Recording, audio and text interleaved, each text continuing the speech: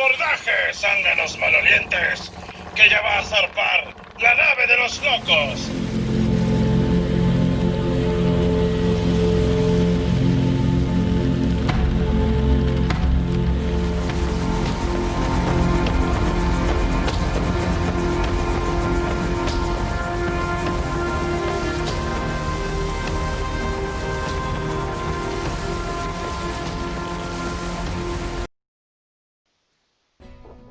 Y bienvenidos a la nave de los locos, amigos. Aquí Ricardo Villanueva reportándose. ¿Cómo están?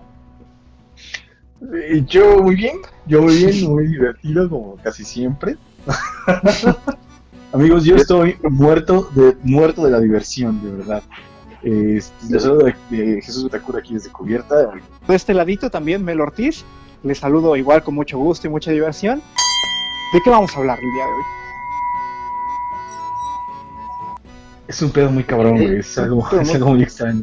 Hashtag es un pedo muy cabrón. Empezamos ya con esto. Es que hoy vamos a pedir prestada una barca. Hay que pagar pasaje. No la de Noé, no la de Noé. No. No se confunda uno. La de Noé. Dice, no, la Noé, de Noé. esa Noé. Noé. Esa pasa a las 6, dice, no chingues. Exactamente. Se asustó por los rumbos a los que vamos, amigos. Sí, es como cuando te subes a una combi, güey, ¿no? Que no es la que te querías, ¿no? Que te ves bien pendejo, tenías que esperar unas 3 o 4 horas para decir, no mames, no voy a demostrarle aquí a esta gente que estoy bien pendejo, ¿no? Dices, bajo aquí en la esquina, dueño de la situación, tienes que ser dueño de la situación. Bajo en la siguiente esquina, por aquí está bien, gracias, y ya nada más le pasas cuando te bajas y vámonos. Pero luego pues hablando de pagar pasajes, amigos, aquí tenemos que pagar. Que hay que pagar poniéndonos unas monedas de oro en los ojos o en los párpados para que el chofer de esta embarcación, el Brian de esta embarcación, nos lleve hasta donde vamos, ¿no? Y este señor se llama Caronte, amigos. Sé que ustedes saben a dónde vamos. Tuvimos que dejar la nave ahí parcada, ¿no? Esperando. Oye, pero me parece injusto porque lo tenemos que pagar a este vato y aparte de todo tuvimos que dejar en el parquímetro de donde dejamos la nave, güey. No, eso en el barquímetro, ¿no? Sí. El barquímetro. El barquímetro del Estigia. Digo, yo no sé si ustedes. Pues esperemos que no le pongan ahí no puede ser una araña, a lo mejor sería un calamar, ¿no? Un calamar agarrado. Sí, exacto, que no le pongan el calamar a la nave, güey. Sí, están bien locos, amigos. Entonces ahora tenemos un rumbo muy interesante. Vamos aquí llevados por el buen Caronte y seguramente nos vamos a dirigir entonces hacia donde están las almas. Habrá que tener mucho cuidado de no mojarnos en estas aguas. Sí, por supuesto. Es peligrosísimo. ¿No? Mantengan brazos y piernas. De hecho, hay un letrero aquí que dice mantengan brazos y piernas dentro de la embarcación y niños mayores de 3 años pagan pasaje, dice. Okay. Aún sentados en las piernas de sus padres. No sé si notaron, lo que dice es, come pepitas, trágate las cascaritas, entonces no vamos a cambiar el día de hoy, ¿no? Pero fíjate, hay algo que yo quiero recalcar de este camino, ¿no? O sea, en alguna ocasión, en una expedición pasada, nos dirigimos hacia un sitio que básicamente en la mayoría de las culturas es el mismo, pero con diferentes nombres, ¿no? Ya sea, pues bueno, el Mictlán, aquí el Hades, que es el camino que nos recorre, Helheim, o sea, tenemos muchos caminos hacia la muerte, pero tomando en consideración que esperamos que este programa salga en estas fechas tan especiales que son precisamente... Quítale un poquito de esperanza a ese argumento, un poco más de seguridad, güey, ¿no? Porque este programa estamos viendo este programa. Ajá. Este programa está saliendo en estas fechas tan especiales, para algunos u otros, que nos remiten mucho a este tema de la muerte, ¿no? Ya sea en cualquier cultura, creo que estos días, por lo menos aquí en México, sí se vive mucho esta conexión que se tiene con la muerte y ese camino que se recorre hacia llegar a esos parajes tan extraños que es ¿qué hay después de la muerte, amigos? ¿Qué hay después? Y nosotros estamos un poco raros, como tergiversados, ¿no? Quizá ahora fue cuando se tuvo que haber llamado nuestro capítulo algo acerca del Mictlán, dadas las resonancias que eso tiene en México. Pero lo maravilloso es que, como tú decías, amigo Richie, hay cosas que se parecen, ¿no? O sea, el hecho de tener que atravesar un río, el hecho de tener que hacer un largo viaje, como hace todo aquel que muere, que tiene que pasar como de un estado físico a otro estado que quién sabe cuál sea, y para eso tiene que emprender un viaje así tremendo, ¿no? Tremendo, en el que ahorita pues nosotros apenas nos estamos embarcando. Esperemos no llegar hasta el fondo de esto, porque quizá ya no regresemos. Porque ya no regresamos. O a lo mejor vamos a regresar cada 2 de noviembre, ¿no? Posiblemente. Nada más ahí si nos dejan. Lo que ustedes ya saben, la gente que nos conoce. Y fíjate, es algo muy, muy interesante, las tradiciones que giran en torno a este asunto del camino hacia la muerte y lo posterior a la muerte, ¿no? Me parece algo sumamente, no sé, profundo, interesante e inexplicable a la vez, la forma que tienen las diferentes culturas de ver este mismo proceso de llegar a dicho lugar, ¿no? Al destino final, digamos, ¿no? De este viaje, porque finalmente pues tenemos en cuenta que el proceso de la vida no termina sino hasta que se percibe que termina, ¿no? Y entonces, en el caso de los griegos, por ejemplo, pues estamos hablando de la gente que nos ve desde Grecia, que pues no nos entiende porque no habla español, pero si ponen ahí los subtítulos, pues a lo mejor podrán estar ustedes entendiendo que estamos hablando de ustedes, ¿no? Entonces, en México, por ejemplo, en las culturas prehispánicas se veía de cierto modo esta travesía hacia la otra vida, ¿no? En el mundo católico también se ve de otra forma. En diferentes culturas se ve, y todo está acompañado como de cierto misticismo, de cierto ocultismo, de ciertos, y esto deriva en que la gente termina haciendo ciertos ritos, ¿no? Hace ritos muy particulares de cada cultura, de cada religión, de cada creencia, enfocados a este asunto del camino, ¿no? Pero fíjate que lo que sí he percibido en muchos, digo, no es que tenga así el gran conocimiento de muchos ritos mortuorios, pero sí en muchos hay esta transición del espacio físico, del cuerpo físico, hacia una parte, digamos, no sé, espiritual, cósmica, del alma. O sea, hay este paso, este pasaje, que sea la cuestión del camino, ¿no? Yo por ejemplo, ahorita pienso, una idea que es muy común es que cuando mueres o cuando estás al borde de la muerte, pues pasa toda tu vida, ¿no? Y aparte ves no sé bien de dónde venga la idea, pero ves así como biológicamente, es como cuando el cerebro está terminando todas las funciones y solamente la visión se queda hacia una visión de túnel, ¿no? Y hacia la luz. Muchas veces se toma esta referencia de no vayas a la luz, por favor, ¿no? Sí, claro. Aléjate de la luz. Es como cuando las televisiones de antes, ¿no? Las de tenían cinescopio, que se apagaban así. La imagen. O en las películas, por ejemplo, yo me acuerdo mucho que en Bait, ¿no? En las películas de Bait, cierran circulitos y se pone todo negro, se pone así el ratoncito, ¿no? Y listo, se cierra. Y es eso, ¿no? Como ¿Es que qué? Sí, es muy raro. Cada que se cierra, muere un ratón. Ah, mira. ¿Te imaginas eso? Qué terrible. Ahorita estaba yo pensando que sí es cierto que ese cambio, esa transición del cuerpo físico, incluso se ve en algunas pirámides, en algunas tumbas. No sé si ustedes yo apenas eso lo supe hace poco. Hay algunos como huecos que atraviesan desde la cámara en donde está, digamos, el difunto. Es como un riel, digamos, como un pedazo que falta y que llega desde esa cámara, atraviesa toda la pirámide y sale, ¿no? Incluso en por ejemplo, sí, aquí también, incluso en las de son medio famosas las de Egipto, las de Giza, no sé bien cómo se pronuncia, está justamente la cámara principal y hay como 2 ductos así gigantes que atraviesan toda la pirámide. Parece que esas cosas los arqueólogos le han llamado que son los psicoductos, que es el espacio por donde estaría saliendo, digamos, el alma del difunto una vez que ha abandonado el cuerpo. Entonces atravesaría ese lugar de todo el ducto para poder salir. lo que es muy interesante es que esos ductos parece que en su mayoría están colocados, ¿en dónde creen ustedes?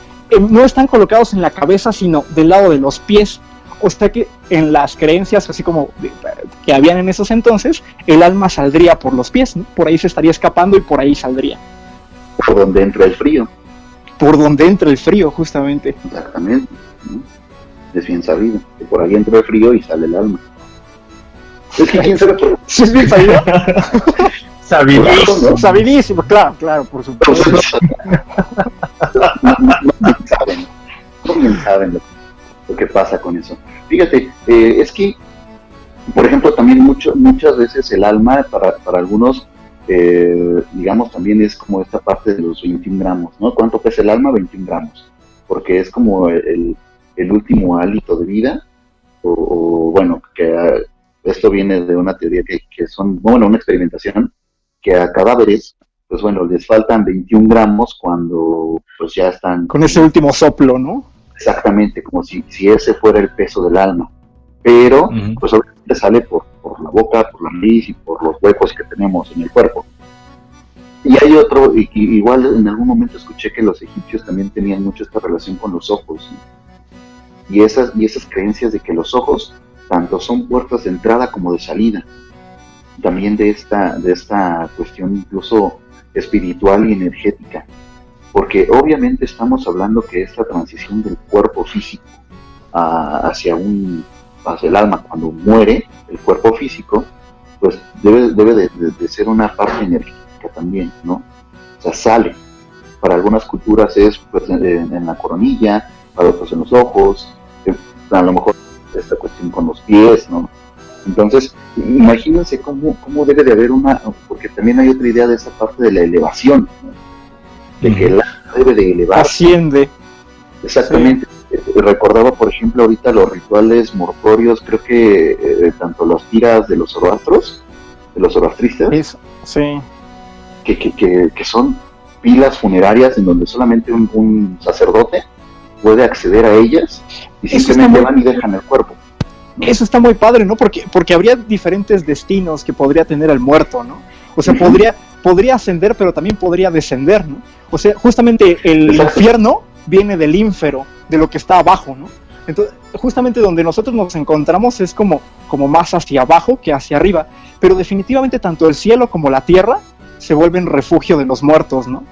Algunos, por ejemplo, para la concepción acá más mesoamericana, hay diferente, lo que de alguna manera determina en dónde llegas es cómo mueres, ¿no? Entonces no es lo mismo haber muerto en combate, haber muerto dando a luz, haber muerto ahogado, haber muerto de enfermedad. Te da diferentes destinos a dónde vas a llegar, ¿no?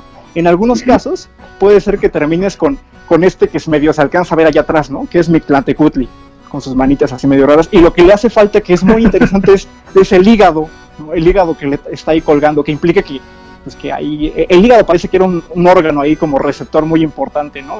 Como también del espíritu, de no sé qué cosa. Yo tengo muchos amigos y aquí puedo, no sé si quieren hablar ustedes, para quienes el hígado también es un aparato bastante muy importante. Sí, yo también los tengo, ¿eh?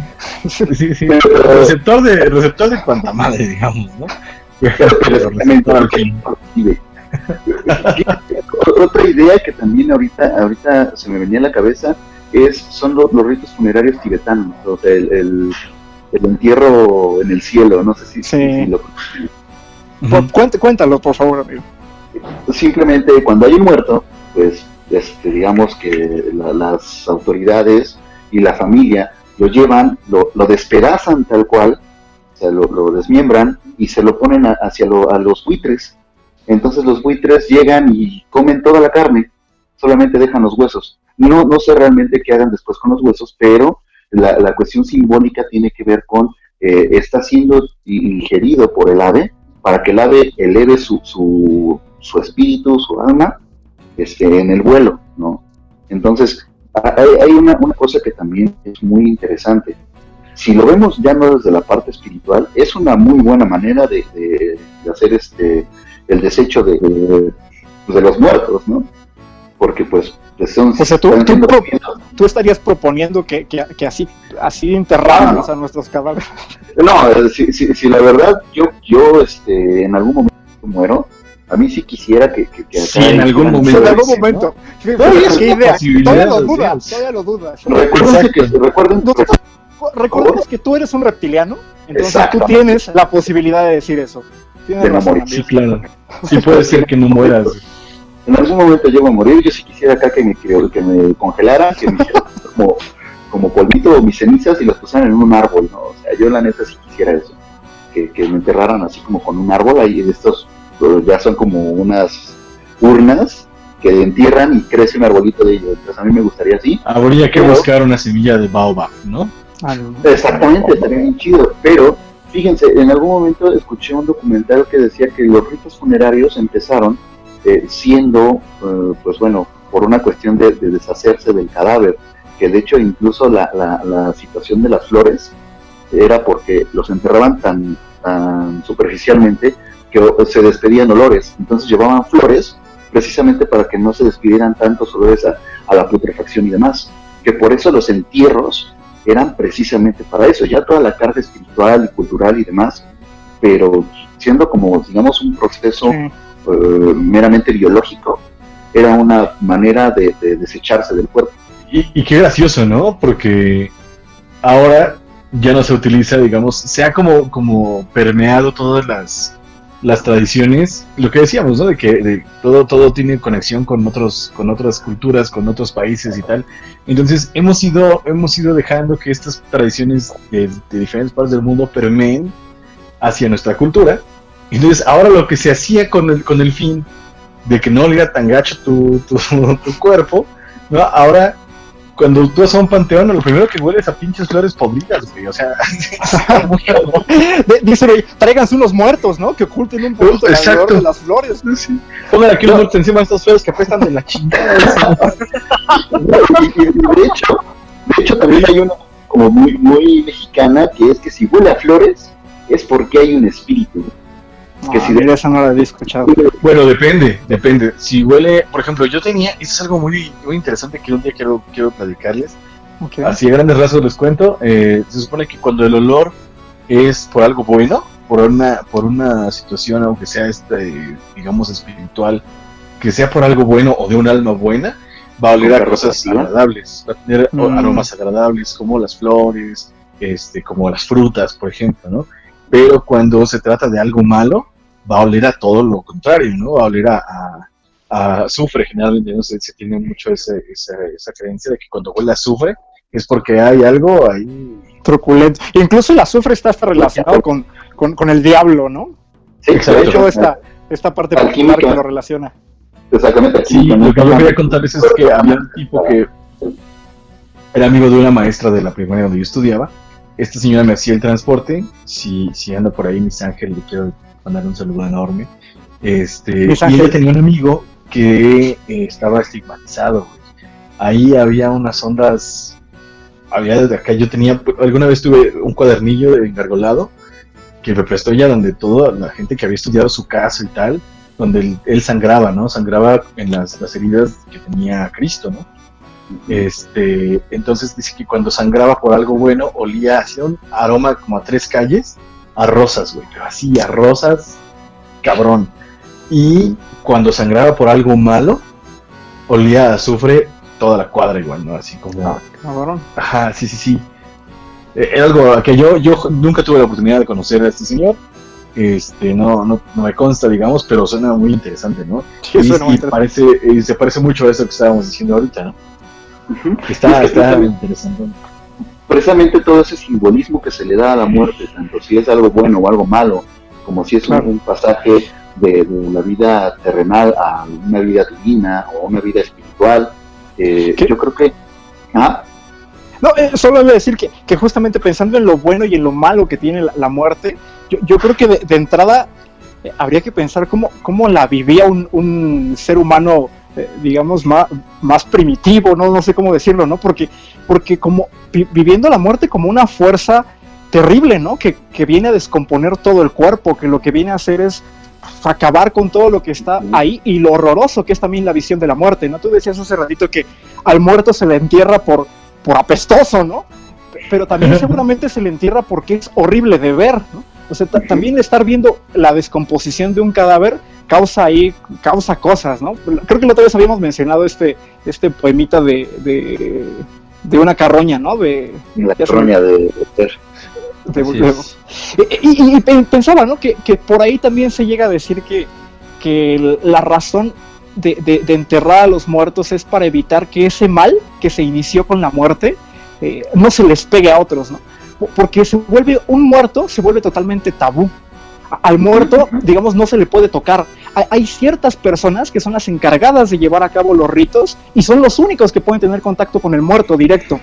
Porque quien más se acercara ahí a este muerto correría el riesgo de contaminarse, ¿no? Por esta fuerza tan rara que es la de la muerte. Entonces, hay cosas ahí muy, muy interesantes que los antropólogos siempre han resaltado como una característica muy humana, el hecho de que empezamos a enterrar a un antropólogo, ¿no?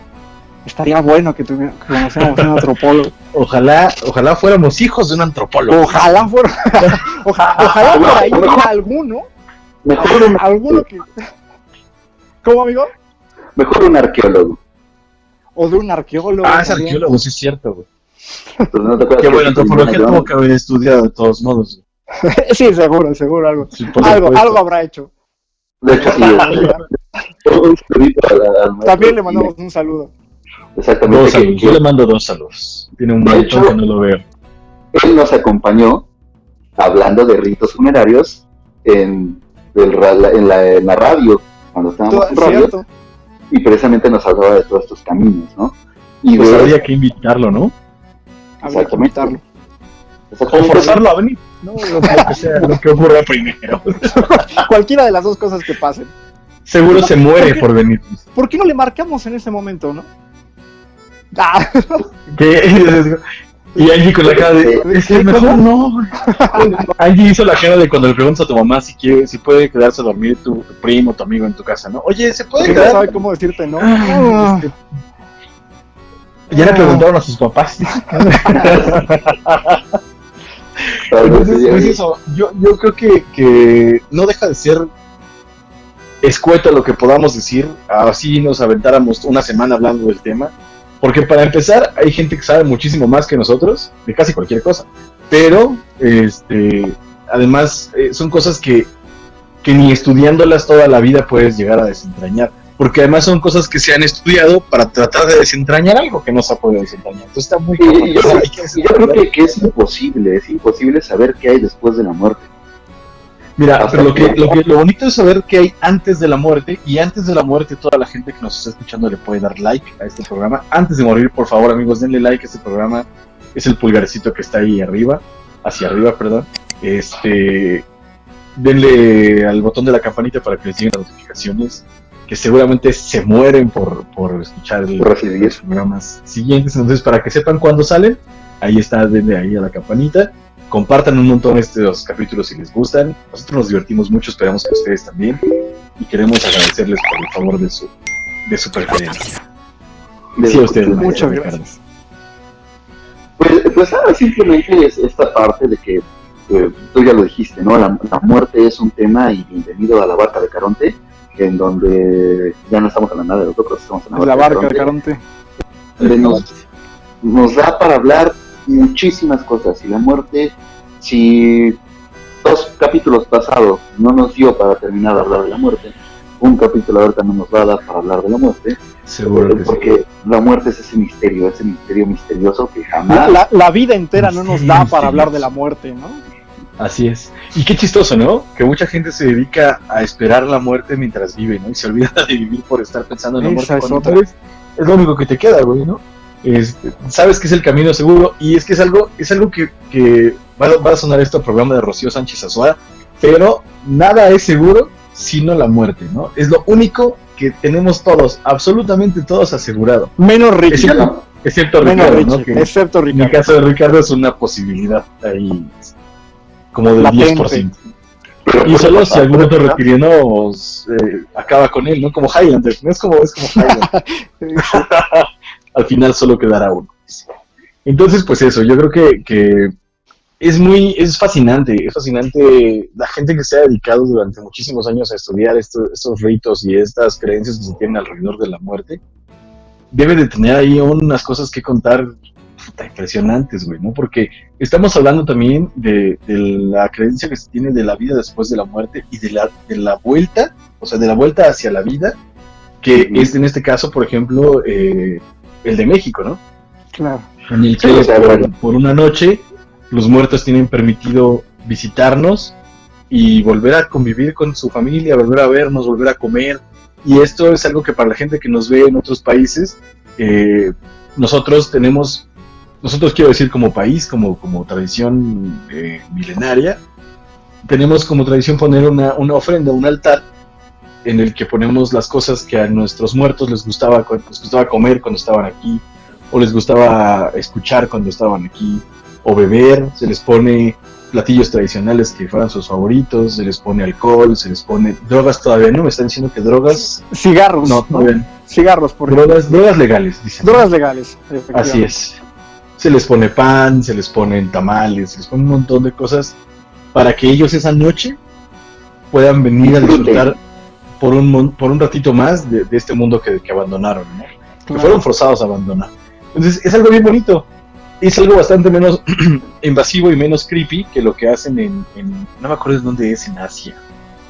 Que sacan a los muertos, ¿no? Sí, güey, que se levantan. Dices, no me chingues, güey, qué horror. Ahí sí los levantan literal. Sí, caminan y hay videos de eso, son güey. Cosas muy interesantes. También lo hacen. En el sur de México también lo hacen. Sí, creo que sí. Hay cosas muy interesantes, pero lo interesante es cómo la muerte sostiene también la vida, ¿no? O sea, la muerte es la que en buena parte le permite que los vivos sigamos por acá y pues nosotros en general nos alimentamos de cosas muertas, ¿no? Hasta en ese sentido, y porque si sabes que lo muerto o la muerte más bien es lo único que lo que tienes seguro, pues te dedicas a vivir, ¿no? Y creo que de ahí viene el asunto. Si tienes la vida asegurada y que es interminable, dices, qué hueva, ¿no? En cambio, chingale, me puedo morir mañana, güey. Más en esos tiempos de COVID-19, ¿no? Entonces, dices, si me muero en un mes, pues voy a vivir de aquí al máximo, ¿no? O sea, voy a hacer todo lo que quiera, voy a comer todo lo que quiera, voy a comerme a todos los... No, ¿cómo es? Espera, no, ya me confundí. En fin, voy a hacer lo que me dé la gana, voy a decir lo que me dé la gana y quiero aprender y quiero hacer un montón de cosas, quiero viajar, antes de morirme, ¿no? Y creo que de ahí viene esto. De ahí viene la pregunta de si me muero hoy, ¿qué me dirías mañana, no? Por ejemplo. Que lo respondan en los comentarios los tripulantes. Si nos morimos hoy, ¿qué nos dirían mañana? ¿Qué nos dirían mañana? Okay. Pues amigos, tenemos que despedir este programa. Pues se me fue rapidísimo, a mí duró como 10 minutos. Sí. Es que estamos hablando de muerte. Sí, vamos a pasar a sus casas por nuestras calaveritas, también, porque eso es algo de lo que no se habló, de esta transformación del mito, ¿no? De las fiestas, de la transculturización, ¿no? De la apropiación, en fin. Pero bueno, vamos a pasar. Decía usted, señor. Algo también a petición de los tripulantes. Si quieren que noviembre hablemos de muerte. Noviembre, mes de la muerte. Pues podríamos dedicarle otro programa, ¿no? Y vemos cómo vamos. Sí, estaría bien. Porque aquí Caronte va lentito, entonces pues no vamos ni a la mitad del camino. Me gusta. Hagámoslo de 2 programas, entonces, que ni se nos da, ¿no? Les agradecemos mucho, amigos, que nos estén escuchando, toda la tripulación que está a bordo de la barca de Caronte, que vienen incluso de pie, ¿no? Agarrados del tubo, así como en la comida. Apretados. Sí, oliendo las tortas de huevo con chorizo, ¿no? De la gente que está alrededor. Muchas gracias por escucharnos, por seguirnos, gracias por sus likes, por sus follows, por compartir el contenido. No sé en este momento, la verdad, pero estábamos cerca de llegar a los 100 seguidores. Yo me siento muy feliz, güey. Yo sé que si no sé, Dross, güey, voltea a ver esos números y dice, pobres diablos, tan perturbados, dice, ¿no? Pero, para nosotros es algo enorme. Y estos 100 oídos que nos prestan semana a semana, casi 100 al menos, les agradecemos muchísimo, de verdad. Se despide de ustedes desde aquí, desde Cubierta Jesús Betancourt. Muchas gracias por escucharnos. Hasta la próxima. Desde aquí Ricardo Villanueva se despide. Amiguitos. Y por este lado, Mel Ortiz, no me queda otra más que decir, hasta luego. ¡Ya cállense, pendejos!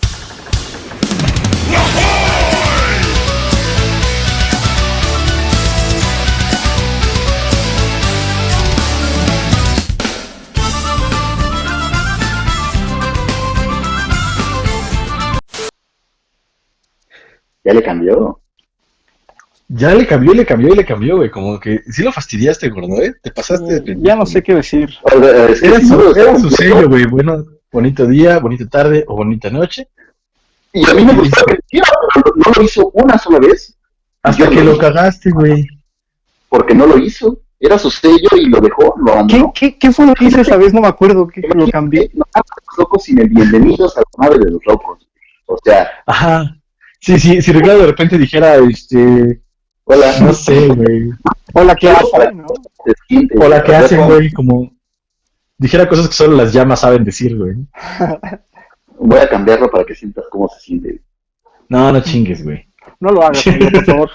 Mejor necesito encontrar algo que decir ya para no cambiar. Bueno, chao.